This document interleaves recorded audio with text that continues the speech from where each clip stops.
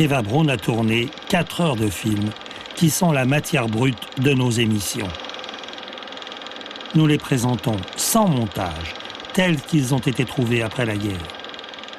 Un trésor historique.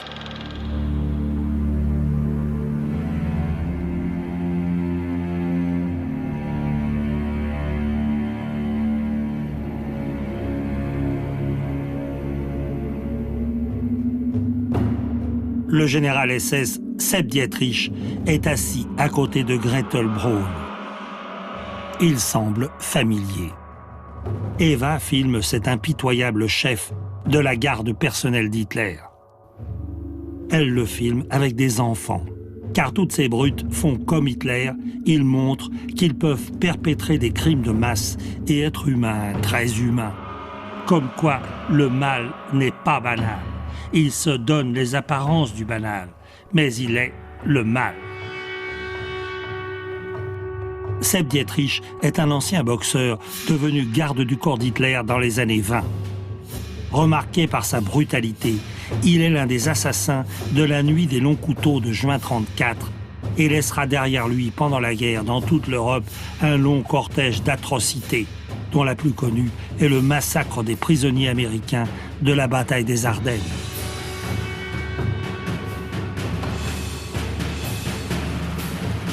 Eva Braun filme Hitler avec Sepp Dietrich car elle participe, elle aussi, à l'effort de propagande du Reich. Elle les filme donc en contre-plongée, comme le lui ont enseigné Goebbels et ses caméramens de la Propagandastafel. Eva ne doute pas que ces images feront le tour du monde après la victoire. Pour elle, Sepp Dietrich est auprès d'Hitler un personnage capital. Alors à la fois, c'est un des créateurs de la SS avec Himmler, un des tout principaux lieutenants d'Himmler au début, pour le développement du mouvement SS, et puis en même temps, il va se prendre de passion pour la chose militaire, et il va devenir, semble-t-il, un officier, un général, tout à fait capable, au moment de l'offensive des Ardennes et de ces choses-là. Et c'est peut-être un des éléments qui explique qu'il s'en sorte pas trop mal après la guerre. Il est plus vu comme un chef militaire que comme un SS. Il s'oppose à Hitler dans les derniers jours, ce qui lui vaudra la vie sauve à son procès.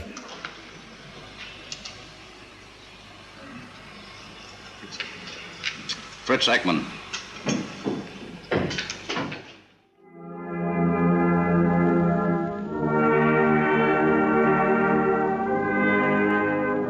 À ses obsèques, en 1966, 6000 anciens SS viendront le saluer au son de Ich hat einen Kameraden, l'hymne aux morts de l'armée allemande.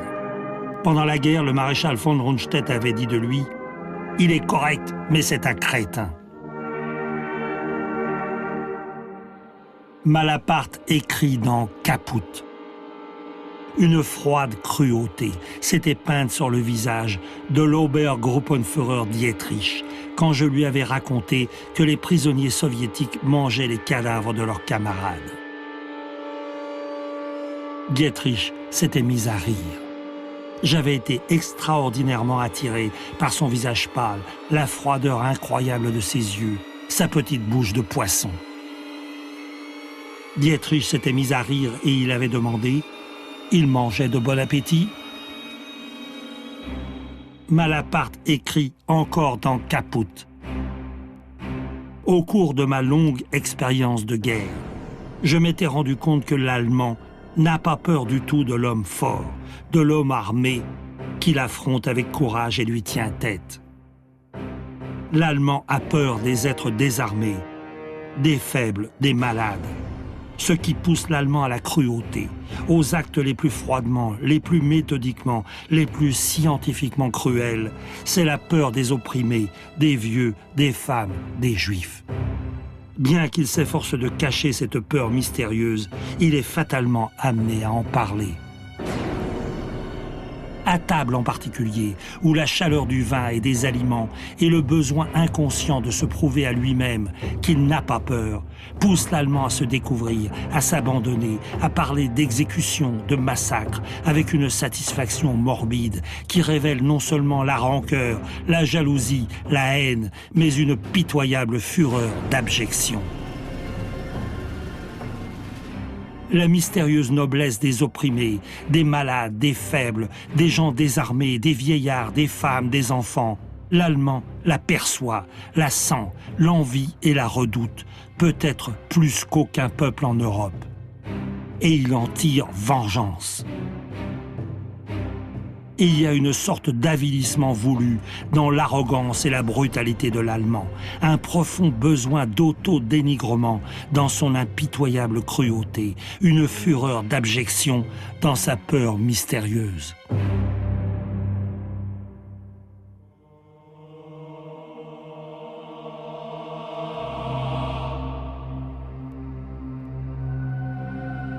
C'est vraiment là, dans ce deuxième hiver de guerre, qu'Eva Braun passe les bornes de l'indifférence au malheur du monde. Eva sait bien qu'il y a la guerre, que des millions d'êtres humains souffrent du froid et de la faim. Peut-être ne sait-elle pas qu'en Pologne, les Einsatzgruppen massacrent les familles juives et que les usines à meurtre d'Auschwitz et de Birkenau vont bientôt être pleinement opérationnelles. Mais elle sait qu'il y a la guerre. La guerre, grosse malheur, disent les soldats allemands qui occupent la France.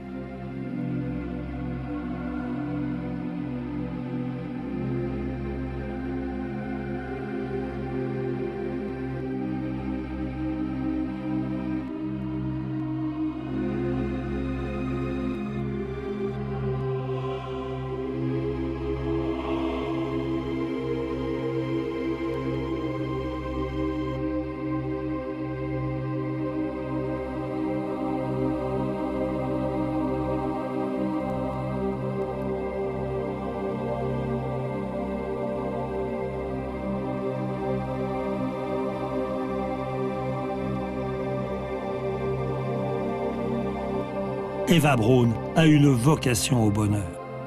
Son indécence, c'est son innocence. Elle est tellement heureuse auprès de Madame Morel.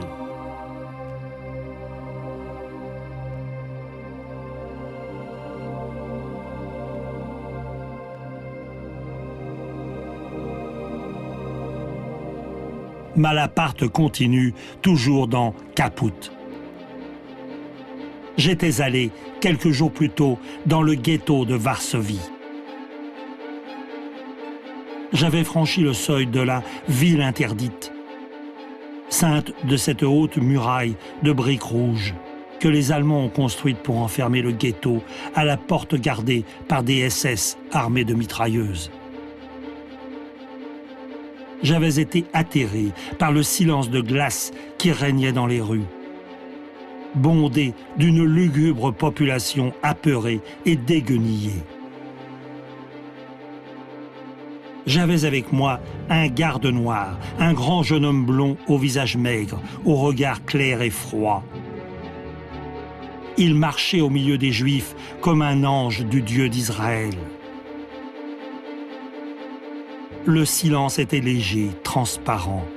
On eût dit qu'il flottait dans l'air. Au-dessus de ce silence, on entendait le léger craquement de 1000 pas sur la neige, semblable à un grincement de dents.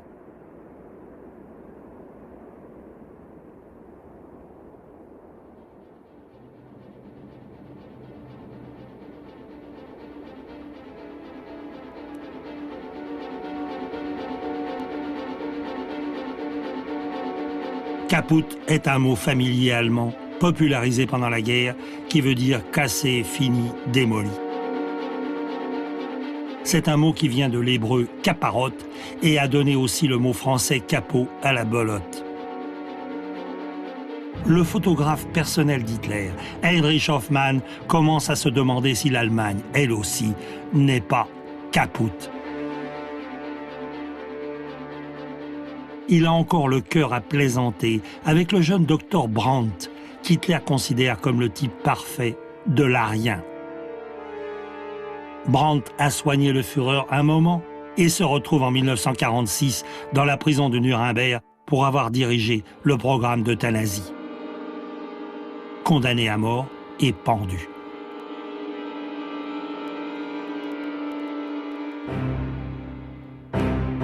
En 1944, Hitler, prématurément vieilli, usé et abattu par la tournure des événements, se raccroche à ses amis de toujours et surtout Hoffmann.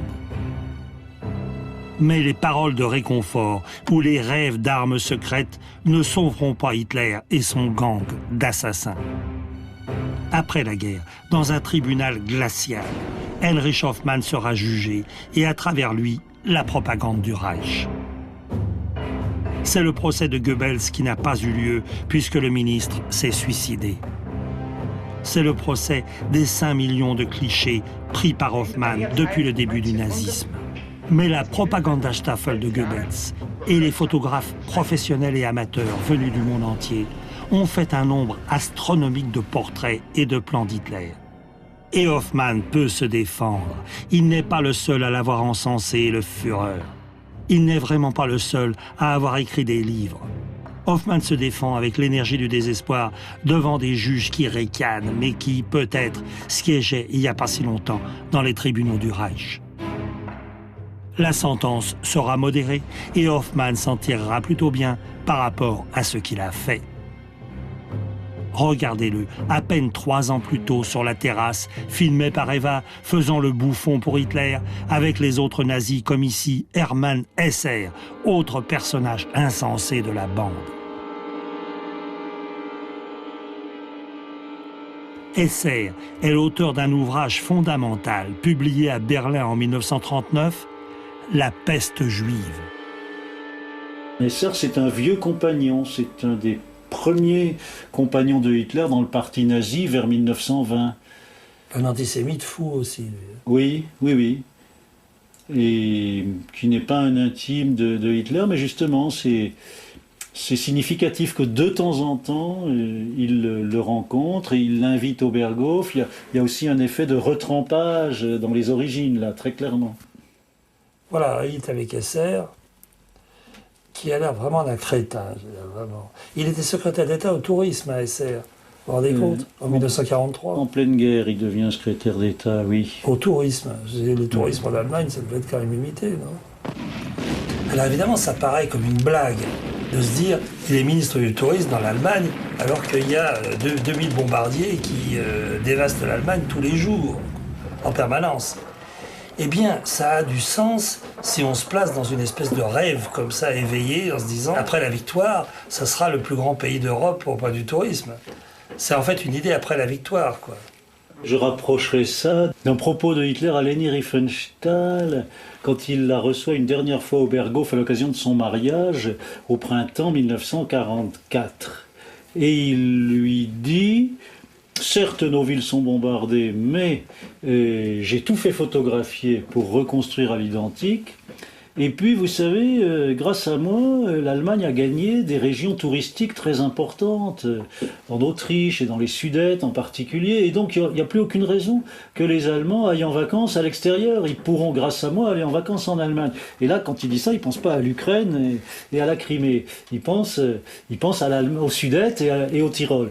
Donc, il peut y avoir un sens de donner un ministère du Tourisme à un très vieux compagnon du parti, qui n'a pas brillé spécialement par sa compétence, mais que Hitler fétichise un peu comme un vieux compagnon, un peu garant de la réussite malgré tout de son entreprise, parce que la Providence est de son côté. Et donc il multiplie justement vers la fin ces gestes qui sont comme des appels désespérés à la Providence.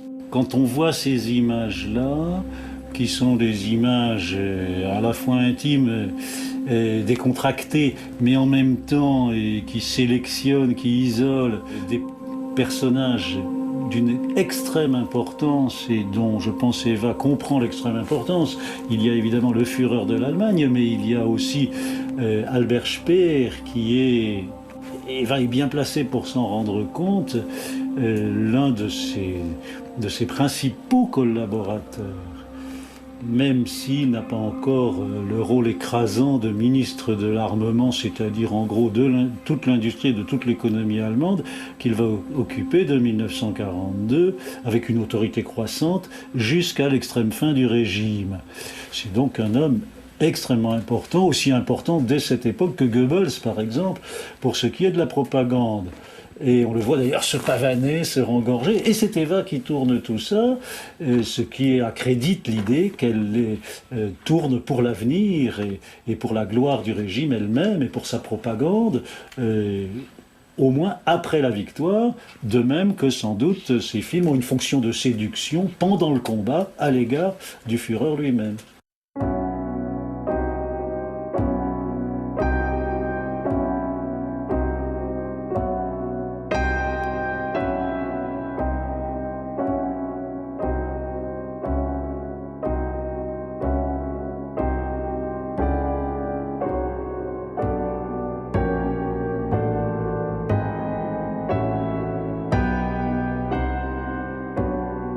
D'après Speer, ils n'ont pas de grandes discussions politiques, mais enfin, de temps en temps quand même.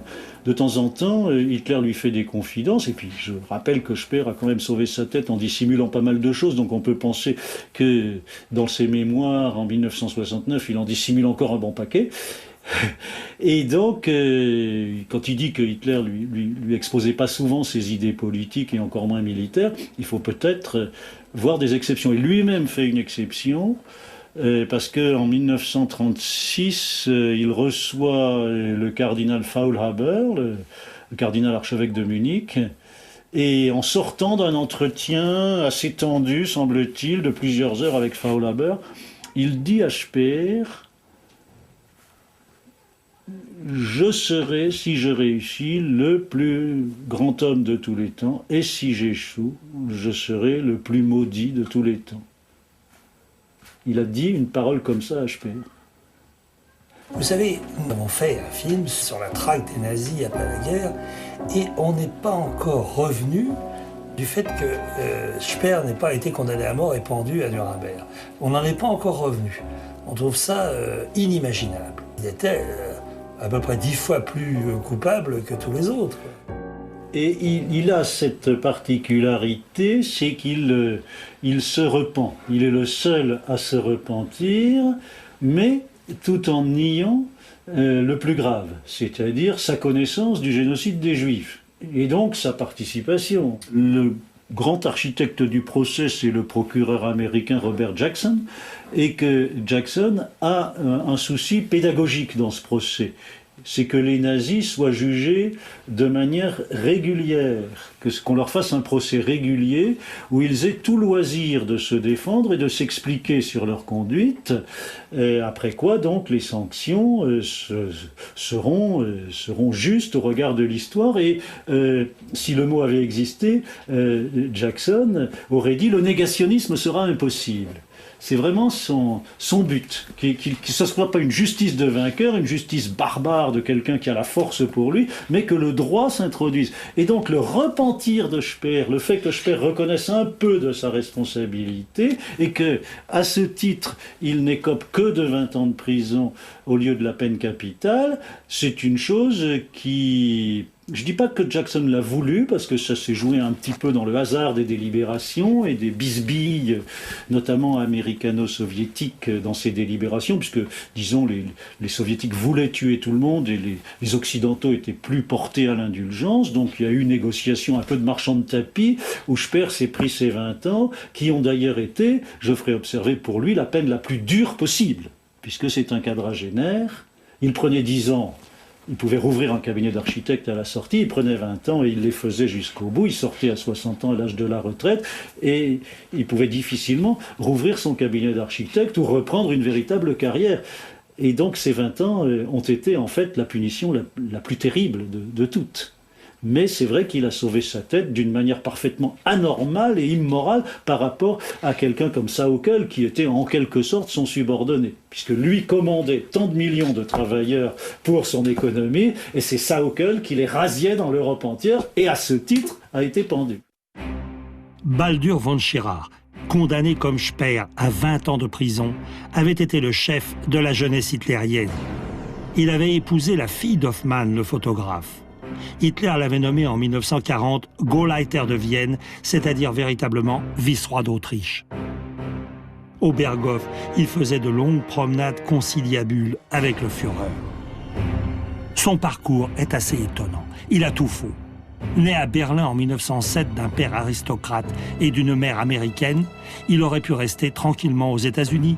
Mais il était devenu antisémite en lisant les œuvres du constructeur d'automobiles Henry Ford. Il avait rejoint Hitler dès le début. Il est fasciné, vers l'âge de 16 ans, par un discours de Hitler et évoque la galère. Et par ailleurs, il est beaucoup plus compromis qu'il ne l'a dit. Il a prétendu n'avoir rien connu du génocide des Juifs, par exemple. En tant que Gauleiter de Vienne, à partir de l'automne 1940, on sait qu'il restait 60 000 Juifs à Vienne quand il arrive, et il les a rapidement fait partir, mais il ne savait pas. Même son jugement à Nuremberg dit... On n'est pas sûr qu'il ait su vers quelle destination ils allaient quand il a chassé ces 60 000 Juifs de Vienne.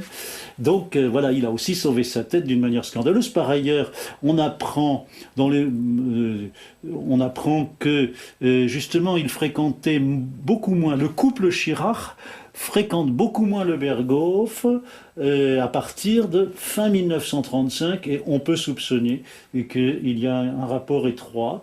De même concernant Magda Goebbels et quelques autres, et Angela Raubal, la demi-sœur de Hitler, qui tenait la maison au Berghof, et tout ce monde-là disparaît ou vient beaucoup plus rarement au Berghof à partir de la fin 1935, et ça coïncide assez curieusement avec la montée de l'étoile d'Eva Braun. Et donc ce sont des femmes qui n'ont pas supporté de découvrir que Hitler avait cette maîtresse cachée. Très visiblement, il y a un rapport entre cette constatation et leur éloignement, et donc un comportement de jalousie tout à fait clair.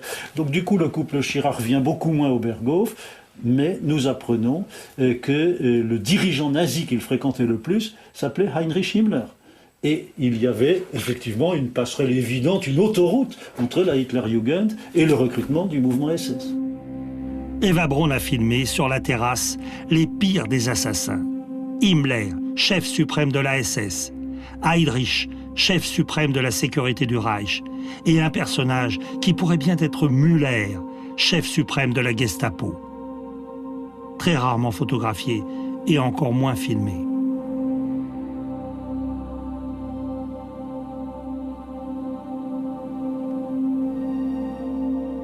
Pour être si proche de tels monstres, Eva Braun devait forcément en savoir plus long sur les crimes et les camps. Là-dessus, je répondrai par l'incident avec Henriette Hoffmann, épouse von Schirach, incident qui a lieu en début juin 1943, et qui prouve, je crois, la manière dont Hitler tenait à l'écart les femmes des aspects les plus noirs de son régime.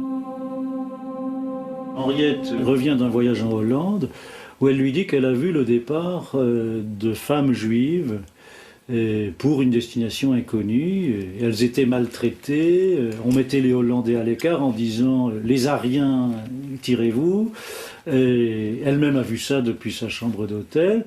Elle est extrêmement choquée, elle dit, comme on dit toujours dans les dictatures, le Führer n'est certainement pas au courant, sauf qu'elle vient de lui poser la question elle-même un soir où le couple est en visite au Berghof. Et en précisant qu'elle l'a fait après qu'Eva s'est retirée pour la nuit. Et Hitler, à ce moment-là, monte sur ses grands chevaux et lui explique notamment, en mettant ses mains en coupe, il lui dit, vous comprenez, il y a le sang allemand qui coule tous les jours.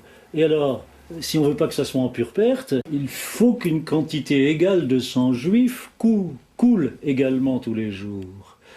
Et donc là, il révèle pour la première et unique fois devant quiconque, homme ou femme, le génocide, à notre connaissance. Il en a certainement parlé entre quatre yeux à Himmler et à Heydrich et à quelques autres. Mais c'est la première fois qu'on a, suivant lequel il avoue le génocide des Juifs, intégral des Juifs d'Europe. question... Et en même temps, on voit bien qu'il n'en a pas parlé à Eva Braun. Hitler ne voulait pas entendre une femme parler de questions politiques et encore moins militaires. Pour Hitler, la femme, c'est le repos du guerrier. Les délicieuses images des films d'Eva reposent ce guerrier, abreuvé chaque jour de sang qui coule et de divisions qui disparaissent. La femme montre ses tailleurs haute couture et visite le zoo de Berlin qui va devenir le principal centre de la FLAC, la DCA, dont le tonnerre et les éclats effrayeront les animaux de la jungle. Eva montre son talent de cinéaste amateur en s'attardant sur ces pauvres bêtes dont certaines seront mangées pendant la bataille de Berlin.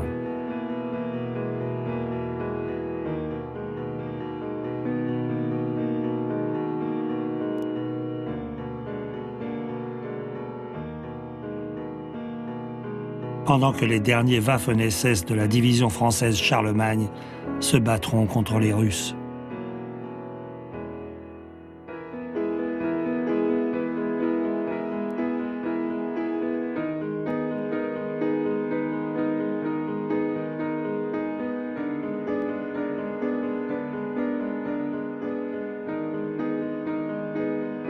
La femme doit faire du tourisme, ce que les films d'amateurs d'Eva Braun montrent abondamment. Son chef-d'œuvre, c'est le fameux voyage en Italie qu'elle projetait sans arrêt. On la voyait s'arrêter longuement, avec une satisfaction de parvenue, sur ses malles et ses sacs nécessaires à un voyage d'une semaine. Elle a en particulier une collection étonnante de sous-vêtements en soie, des dizaines de combinaisons et beaucoup de porte-jartelles de différents modèles. Elle a pu aussi multiplier son trésor de bas de soie à la suite de la prise de Paris par la Wehrmacht. Elle emporte aussi une partie de son énorme cheptel de gants qui ne seront peut-être pas vraiment utiles à Portofino.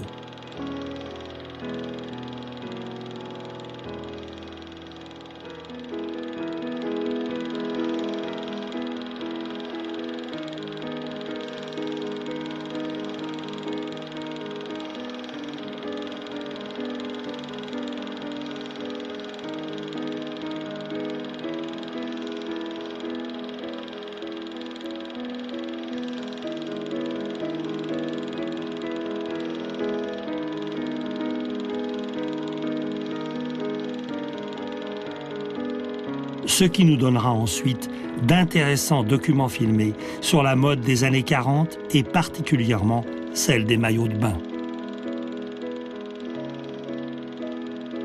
Madame Margaret Speer, Gretel Braun,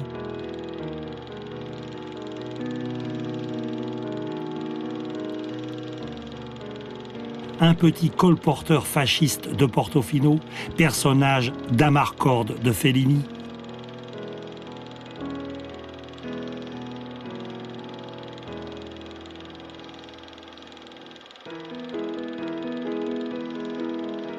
Gretel et sa mère.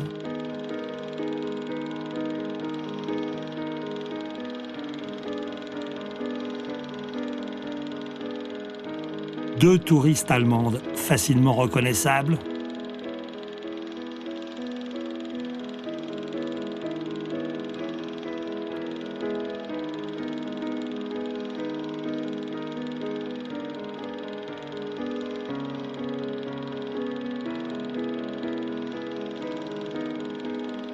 Eva et sa grande amie Marion Schönemann, la seule qui ose tenir tête au Führer.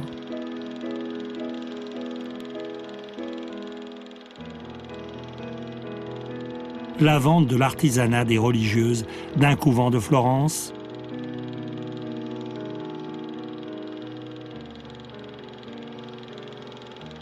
Gretel Braun frémissante au soleil, en attente de Marie, qui viendra bientôt, le général SS Fegelein.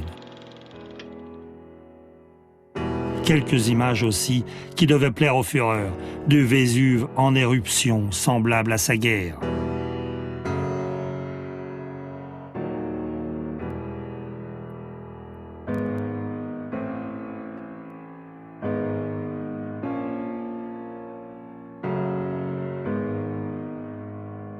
Et de ruines.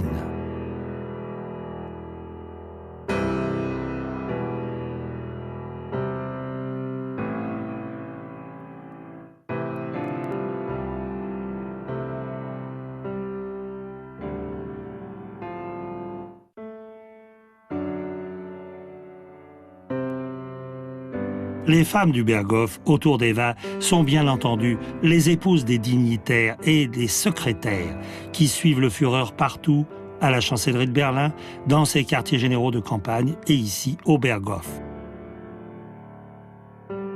La plus remarquable semble être Gerda Christian, dont Eva est jalouse d'être aussi proche du Führer.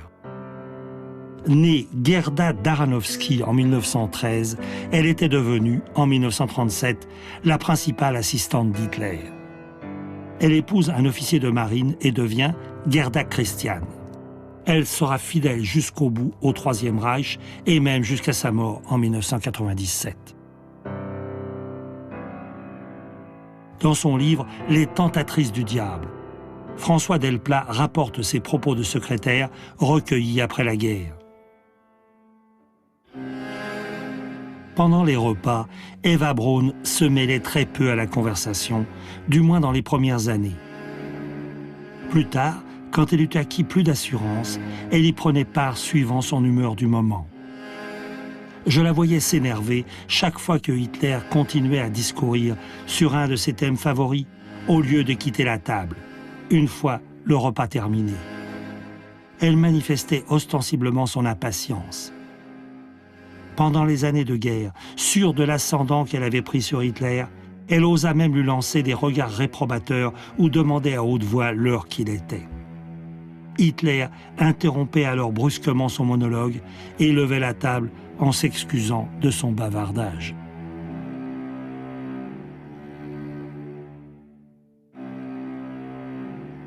En fait, c'est le premier biographe d'Eva Braun, Neringen, qui a résumé la position de la jeune femme dans la vie d'Hitler. Son rôle essentiel était de mettre Hitler en confiance par sa présence physique, de l'amadouer, de le soigner, de l'apaiser par l'assurance constante de son dévouement, de lui témoigner qu'il pouvait se fier à elle, lui qui ne faisait confiance à personne.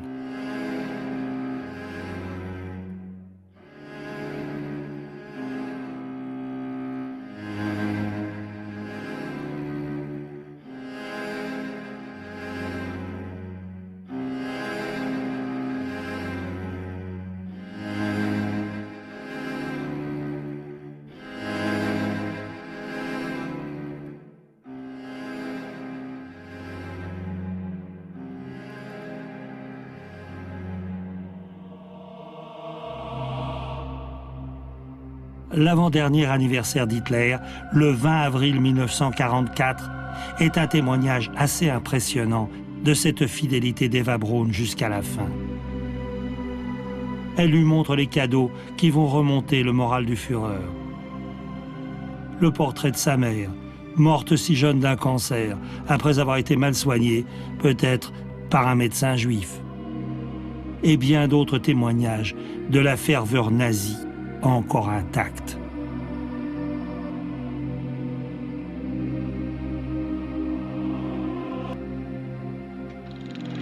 Pourtant, Eva Braun visionne chaque semaine les Deutsche Wochenschau, les actualités de guerre qui montrent la retraite de la Wehrmacht. Alors elle chasse cette image dérangeante et se détend en visionnant des films interdits au reste des Allemands par la censure nazie. Un jour, on a projeté « Autant on emporte le vent ». Ça, c'était nouveau. Au Berghof, c'était Eva qui choisissait les films. Elle disait à notre projectionniste quel film elle voulait. Ensuite, on l'appelait Berlin. Et le coursier, qui faisait tous les jours la navette avec le lieu de résidence du Führer, nous apportait les films.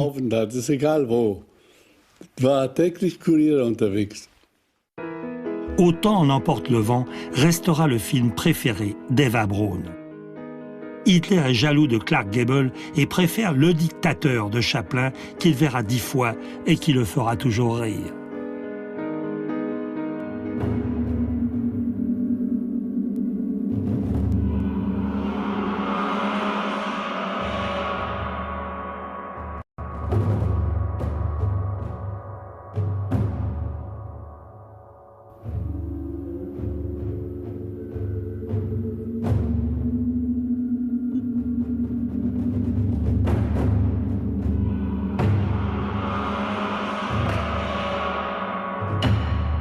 Le monde souffre et a faim. Et l'un des sens, c'est qu'Eva Braun, en juin 1944, organise le fastueux mariage de sa sœur, Oni Day. Eva Braun n'aura jamais manqué de rien et se sera gavée de pâtisseries, alors que dans toute l'Allemagne, le beurre est devenu une denrée extrêmement rare.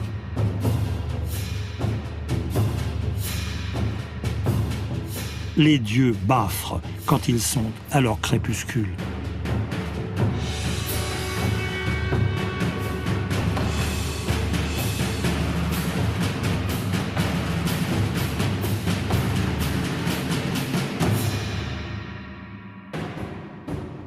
Eva Braun, pendant la terrible souffrance des soldats de la Wehrmacht dans la neige de Stalingrad, avait refusé de donner au moins l'un de ses nombreux manteaux de fourrure. Et voilà les parents Braun qui profitent jusqu'au bout. Et voilà le beau-frère d'Eva Braun, le jeune général SS Hermann Fegelein, ancien des Einsatzgruppen, les commandos d'extermination des Juifs de l'Est. Il sera arrêté, complètement ivre, dans le lit d'une espionne au dernier jour de la bataille de Berlin, et Hitler le fera fusiller pour trahison, malgré les supplications de Gretel Braun enceinte. Eva ne tentera rien pour le sauver. La fille de Gretel et de Fegelein sera prénommée Eva. Elle se suicidera à 20 ans à la suite d'un chagrin d'amour. Hitler a échoué en provoquant la mort de 50 millions d'êtres humains, un océan planétaire de ruines et le plus grand gaspillage de ressources de toute l'histoire. C'est beaucoup pour un seul homme, qui sait maintenant que tout est fini, que l'armée rouge est aux portes de Berlin. À quel moment, à votre avis, il a achevé de croire à une quelconque victoire ? Ou est-ce qu'il y a toujours cru? Je sais pas. Je pense qu'il s'est toujours efforcé d'y croire, avec quand même un élément rationnel, qui était la rupture Est-Ouest. À partir du moment où il y aurait une rupture Est-Ouest, où tout d'un coup les Anglais, et surtout les Américains, commenceraient à trouver Staline dans sa puissance grandissante, plus dangereux que Hitler dans sa puissance déclinante, à ce moment-là, il y aurait moyen de s'entendre avec les alliés de l'Ouest pour sauver le territoire allemand du bolchevisme. Et dans ces conditions, le régime nazi survivait, soit directement et entièrement sous la conduite de Hitler, soit peut-être sous celle de Himmler et de Göring, en faisant semblant d'organiser une trahison et une bisbille entre eux, si les Alliés ne pouvaient vraiment pas supporter de traiter avec Hitler. C'est ce qu'il a fait à la fin. C'est ce que, semble-t-il, il essaye de faire à la fin. Mais en fait, c'est une méconnaissance totale de ce qui se passe dans la tête des Alliés. Churchill est très clair dans sa tête et dans ses actes. On liquide Hitler d'abord. Staline, on voit plus tard. Tout en essayant de limiter d'ores et déjà ses gains par la négociation à Téhéran, à Yalta. Mais il n'est absolument pas question de se retourner contre Staline avant d'en avoir fini avec Hitler. Comment elle a vécu ça, Eva Braun, à votre avis? Qu'est-ce qu'on en sait de ce qu'elle a vécu, de cette chute? Il y a quelques lettres d'elle, notamment à sa sœur Ilse, qui a dû quitter son appartement de Breslau devant l'arrivée des Soviétiques au début de l'année 45 et elle lui écrit « C'est bien que tu aies gardé les clés parce que tu pourras y revenir dans 15 jours ». Donc elle s'efforce elle-même d'y croire et en même temps elle fait tout comme lui, les gestes qu'il faut, les testaments, elle partage ses bijoux, elle fait connaître ses dernières volontés à son entourage en temps utile, elle écrit ses lettres d'adieu, et donc elle est lucide sur le fait que si ses espoirs sont déçus, il n'y a qu'une issue, c'est le suicide commun. Le SS Rocusmich était dans le bunker. Hitler hat sich verabschiedet.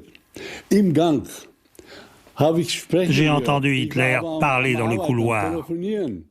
Moi, j'étais au téléphone et Hitler parlait à voix basse. Mais je l'ai entendu quand même. Oui, c'était Hitler. Quand j'ai raccroché, je suis allé voir et j'ai eu juste le temps de voir Hitler quitter le couloir.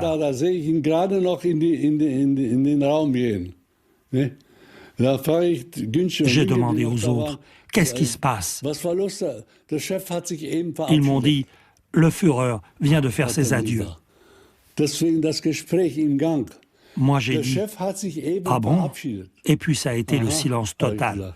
Personne n'osait dire un mot. Le mariage intervient, pourquoi? Pour une sorte d'ultime faveur, enfin, d'ultime récompense. On ne peut pas savoir s'il a été promis par Hitler à un moment ou à un autre, mais c'est assez vraisemblable qu'il lui ait dit « je t'épouserai après la victoire ». C'est assez vraisemblable. Donc, au moment où le suicide est décidé, quand les dernières tentatives de séparer l'Est et l'Ouest échouent, on peut les situer très clairement dans l'après-midi du 28, quand les Alliés se mettent à parler à la radio des tentatives ridicules de Himmler pour signer une paix séparée avec l'Occident. Ça, c'est annoncé sur une radio alliée et Hitler reçoit la dépêche des mains, semble-t-il, de Rocusmich en plein après-midi du 28 avril. Et donc à ce moment-là, il pâlit, il rougit, il manque de s'évanouir. Anna Reitsch également est témoin de ce moment et le raconte à peu près dans les mêmes termes. Et on peut penser que c'est l'une des raisons de la pâleur de Hitler, c'est qu'il comprend qu'il ne va plus vivre que pendant 2 jours, et que c'est son suicide qui est là, obligatoire. Parce que finalement, le suicide prend le sens d'une ultime tentative pour dire aux Américains « Vous voyez que vous pouvez traiter avec Himmler, puisque je disparais, je quitte la scène, donc maintenant la scène est libre, et vous pouvez traiter avec des nazis raisonnables, qui cultivent des sentiments pro-occidentaux depuis des années, qui le disent à vos diplomates en Suède, en Suisse. » Donc c'est Himmler et c'est Göring. Et je les couche sur mon testament en disant que je les aime plus, que c'est des traîtres. Donc vous pouvez y aller. Vous pouvez faire ami avec eux. Et à ce moment-là,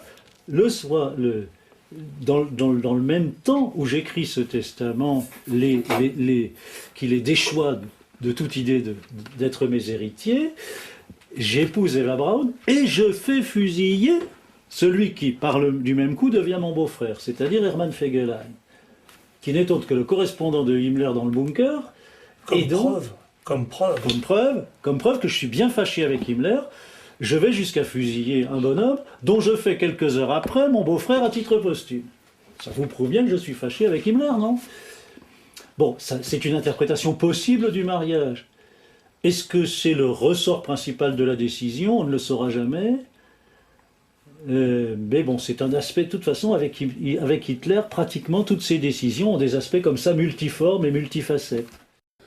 Il n'y a eu aucun bruit. On a attendu. Ça a duré longtemps. Personne n'osait parler. Tout le monde avait peur. Quelqu'un a crié « Je crois que ça y est ». 30 avril 1945. Les chars russes sont à quelques mètres du bunker de la chancellerie. À 15h30, Hitler et Eva Braun se donnent la mort. Et puis, la porte s'ouvre et j'ai vu Hitler avec la tête sur la table. Et j'ai vu Eva Braun avec la tête sur les genoux d'Hitler. C'est une image que je n'oublierai jamais. Il y a un testament politique et un testament privé. Le testament privé disant d'ailleurs grand bien d'Eva Braun, tout en révélant son existence au peuple allemand. Le plus fidèle paladin à ses côtés, c'est Goebbels, avec son suicide familial à grand spectacle. Tout ça a quand même l'air de vouloir dire que le nazisme renaîtra de ses cendres et de lui donner un sens le plus héroïque possible pour qu'un jour de nouveau Hitler ou un nouvel Hitler reprenne le flambeau de Parsifal, le flambeau de cet être solitaire qui revient sauver l'Allemagne. Vous pensez que ça arrivera ? Moi, là, je pense qu'il se fourre le doigt dans l'œil et que, heureusement, tout ce qui s'est passé depuis montre qu'il s'est fourré le doigt dans l'œil. Mais justement, grâce à des événements quand même pas fatals, sinon improbables, comme le procès de Nuremberg. C'est très important qu'il y ait eu le procès de Nuremberg pour éviter ce scénario, par exemple. Alors là, évidemment, ce ne sont plus les films d'Eva Braun que nous voyons maintenant, mais l'arrivée des troupes américaines et françaises de la 2e division blindée du général Leclerc au Berghof le 4 mai 1945.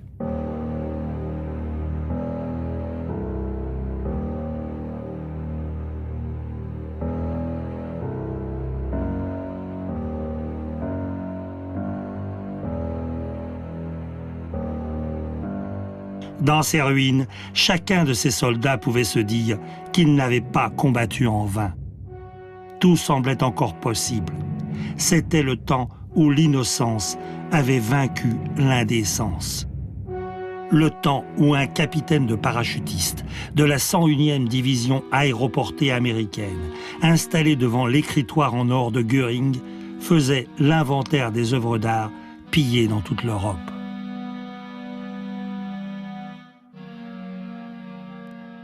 Le mal se donne-t-il les apparences de la banalité, comme le dit Hannah Arendt?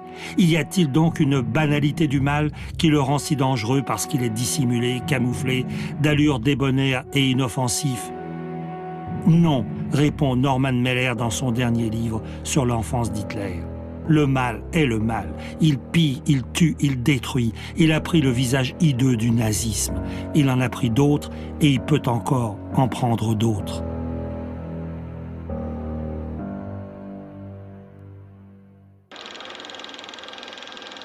Voilà ce qu'Eva Braun filmait quand elle montait au nid d'aigle dans la grande Mercedes.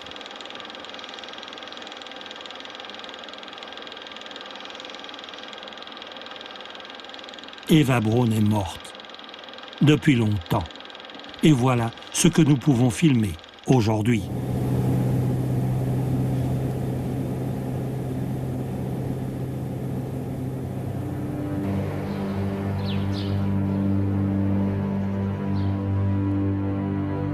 Le nid d'aigle a été vendu par l'État de Bavière à un restaurateur. Les touristes viennent y faire une cure d'altitude comme les enfants de Martin Bormann. Mais leurs enfants savent-ils ce que furent ces fantômes? Ils incarnèrent la banalité du mal.